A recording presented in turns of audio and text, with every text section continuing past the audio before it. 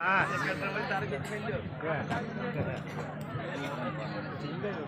বাবু যে তুই এখানে অনেকদিন পর তোর সাথে দেখা, খুব মনে পড়ছে তোকে বন্ধু। আরে পিন্টু যে বন্ধু আসছি দাঁড়া তোর কাছে লাইটার আছে? দে লাইটার ধরে নে।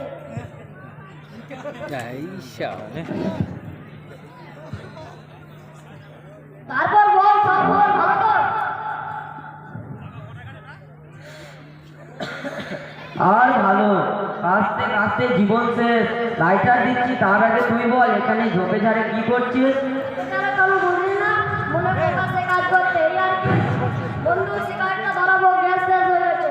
বেশ টাইমে তুই এসে বলেছিস, কথায় আছে না বিপদের সময় কেমন তখন বন্ধু থাকে পাশে, তারে এক উজ্জ্বল দৃষ্টান্তলে তুই বুঝলে? হ্যাঁ তাই, তাহলে আর কি, আমিও একটু সুখ টান দিই তোর সাথে, কি বলিস? ধরালো সিগারেট কিন্তু রে ধরা। দেশের যে অবস্থা, প্রতি মুহূর্তে একটা বিড়ি না ধরানো বেঁচে থাকার আশাই নেই। টেনশনে মরে যাওয়া জোগাড় আর কি। সত্যি ভাই, কি একটা জিনিস এই সিগারেট। তামাক পাতা দিয়ে কে যে জিনিসটা বানিয়েছিল, তাকে একটা নোবেল পুরস্কার দেওয়া উচিত। এই যেন সর্বরোগের ওষুধ। আসসালামু আলাইকুম রাহমাতুল্লাহি ওয়া বারাকাতুহু। ওয়ালাইকুম আসসালাম ওয়া রাহমাতুল্লাহি ওয়া বারাকাতুহু। আরে হুজুর, আপনি কি ব্যাপার আজকে হঠাৎ করে এই রাস্তায়? আরে কিন্তু অনেকদিন পর তোমাদেরকে দেখছি খানা খান্দে বসে মুখে ধূমপ সলাকা নিয়ে। তোমরা দুজন এখানে কি করছো? নামাজ পড়তে যাওনি? আর আমার দেশের সবার মোবাইলে দেখছি আর টেনশন তোমাদের সিগারেটের সাথে দিচ্ছি। ও আচ্ছা, তাহলে তোমরা দেশের জন্য অনেক কষ্ট করছো, দেশের জন্য টেনশন করছো, দেশের জন্য জমাকে নিজের প্রাণ উৎপন্ন করছো। তা নয় তো কি, একটু ওয়াজে কত উপকারী তা তুমি বুঝবে না। তাই নাকি? তা শুনিয়ে জমা মানুষের জীবনে কি কি করলাম বয়ে আনে। এই যে ধরো, কোনো মানুষের সঙ্গে ঝগড়া হলে বিড়ি সিগারেট আগুন চাই, আবার সম্পর্ক জুড়ে যায়। এরপর পায়খানা হচ্ছে না, দাও এক টান, ঝেড়ি বার হয়ে যাবে। এইভাবে সমস্যা যত গুরুতর, টান তত বেশি। সিগারেট যেন এক মেডিকেল সমাধান কাটে। তোমাদের কথা শুনে আমার খুব হাসি পাচ্ছে। আমি কোরআন তেলাওয়াত করে টেনশন কমাই, সালাম দিয়ে সম্পর্ক জুড়ি, আর তাহাজ্জুদ নামাজে দোয়া করে গুরুতর সমস্যা মেটাই। কিন্তু তামাক পাতার বিপদ কাঠির কয়টি টানেই যে জীবনের সমস্ত সমস্যার সমাধান হয়ে যায়, তা তো আমার জানা ছিল না। আমরা কতই না বোকা।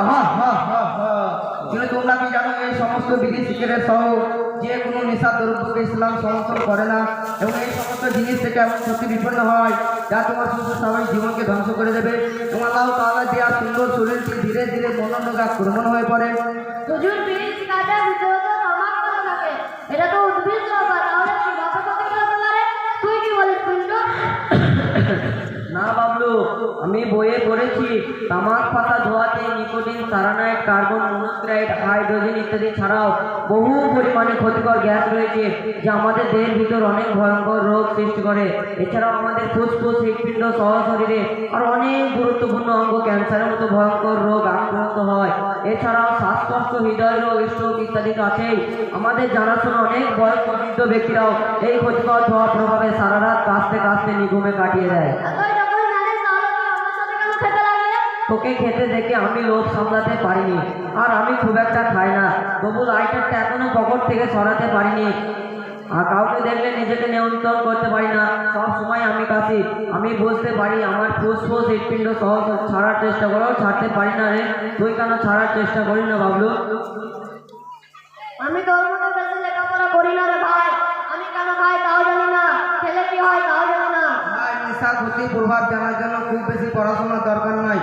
সব শিক্ষার জন্য আমাদের প্রিয় নবী সাল্লাল্লাহু আলাইহি ওয়াসাল্লামের কথাগুলো মেনে চললেই হবে।